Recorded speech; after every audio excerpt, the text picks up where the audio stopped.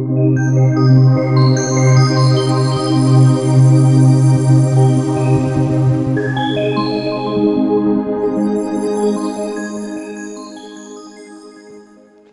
here's Michael Leander. I am right now at the DMAI conference 2014 organized by the Direct Marketing Association of India.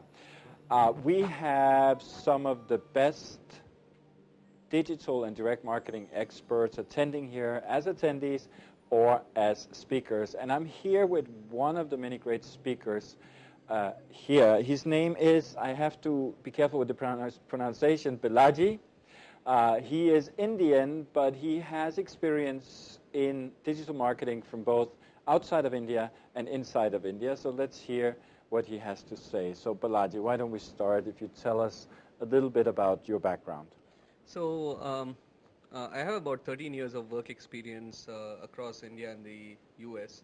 A couple of years with a telecom services company, then 1.5 years with an internet company, and then about 9 years in a financial services company. So that's been the overall experience, and the last 9 years I've been in the US working for a financial services company, and have done roles both in traditional direct mail, product management, and then over the last 4.5 years, 5 years, I've been doing digital. That's excellent. So let's start somewhere. Why don't we look at digital marketing as a whole? And with your experience from the US, which is a very, very mature market, and then your new experience from India, what do you see are the main differences, and where do you think Indian marketers should be focusing over the coming years? I think India is probably a good year to couple of years behind from a digital marketing capability perspective, right? So the kind of capabilities that exist in the United States as compared to India, I feel that we are getting there and pretty fast. But at this point in time, I would say that some of the core information and technology that is required to take us there is still coming with a 2-year lag, right? In the US, I think data about consumers is available in the internet space. Of course, I don't know who the consumer is, but I know that people like him or people like her in clusters, right? There's a lot of information which is kind of helping marketers put relevant products messaging to consumers, right? And this is also kind of problem solving for the consumer, because they don't have to look hard. They just have the right product shown to them when they go visit an e-commerce provider, or then they're going shopping online. It's being served to them in a platter, right? Here in India, I think we still have to do a lot more hard work to get to that place where we are able to make a consumer's life easy, to serve them with the right choices of messaging, ads, products, etc. So that's the big difference.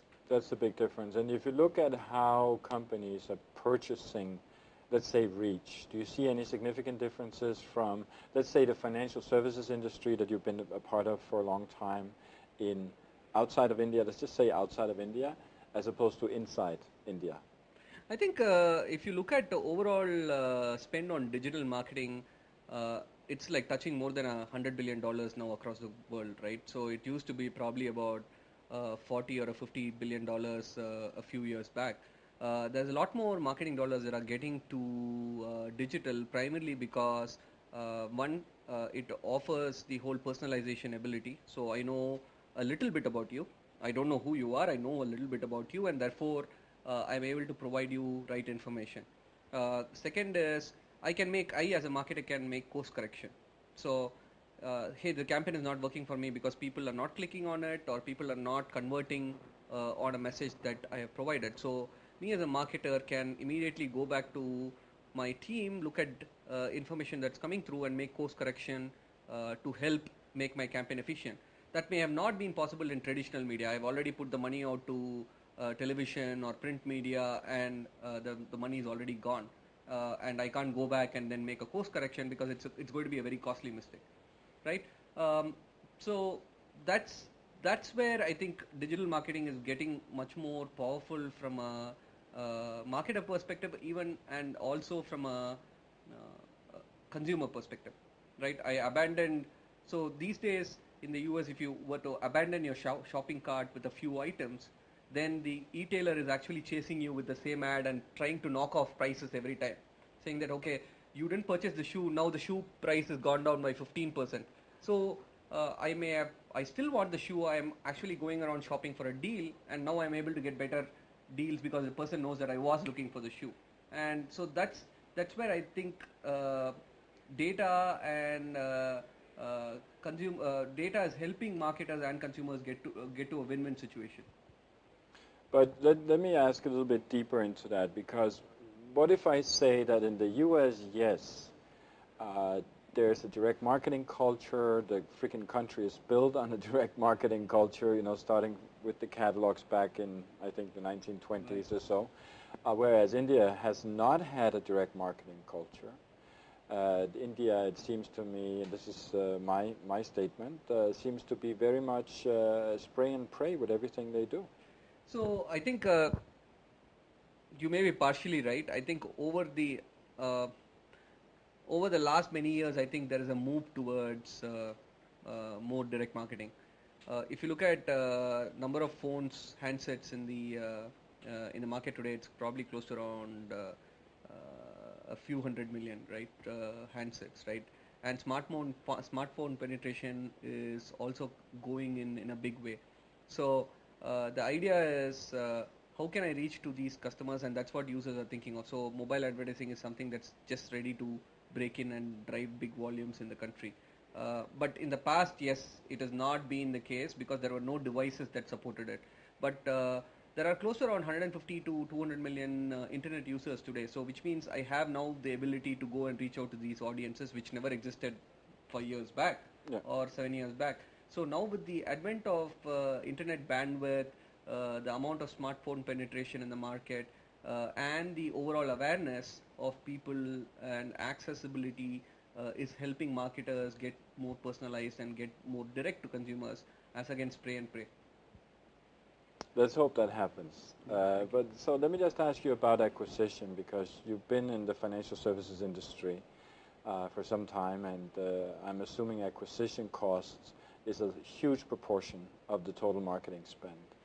What have you found to work best if we're talking about approaches to customer acquisition, specifically for financial services? I think first of all, the product is the key, right? However bad the product is, if the product is bad, however much money you can put on the media spend is not going to drive numbers for you. So the first piece is, are you building a product that makes sense for your end consumer, and is it relevant to them? Is it going to add value to their life? The second piece to it is how am I presenting the product, and in what context, and where am I presenting it? So let's say that there is I'm going into, let's say, a business section and of a newspaper or an online, right? And I'm putting an ad that doesn't fit into the overall story. I am here, I am looking for financial information, and therefore, hey, an ad for a mutual fund makes sense, right?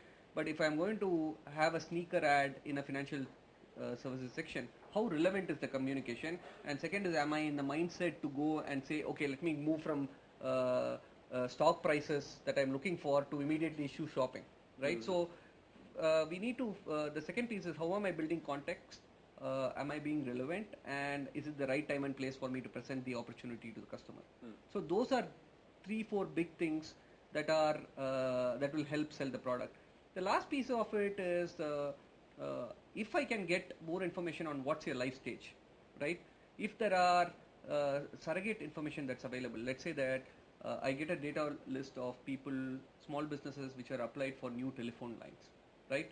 That is telling me that, hey, this business is growing and therefore requires new telephone lines. Yeah. Or if there is a data available in terms of saying that these are the list of businesses which are looking for new office space, or saying that have signed up with the registrar of companies, right? Then I know that here is a business that is ready to grow.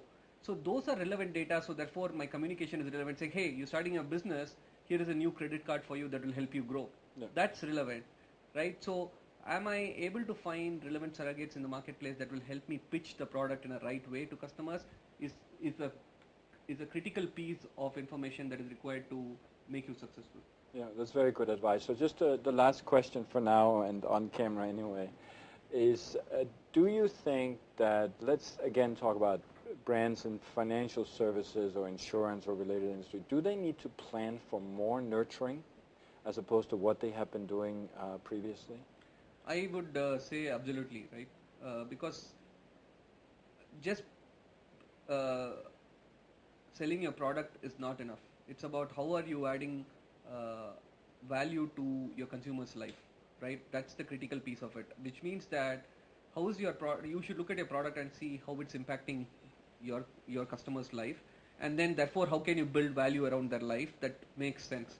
So whether it's tying up with partners and relevant brands which makes sense to the customer, so how do you bring a whole host of benefits, whether it's content benefits. For example, if you are a life insurance corporation, right, then can you tie up with let's say healthcare companies and give you advice on how to remain fit, exercise schedules and all that. Yeah. So those are, rather than me going and selling that health insurance and keep beating you on your head saying that buy this insurance, am I able to add value to your life and therefore make you a more loyal customer to me because I have a genuine interest in you and your well-being.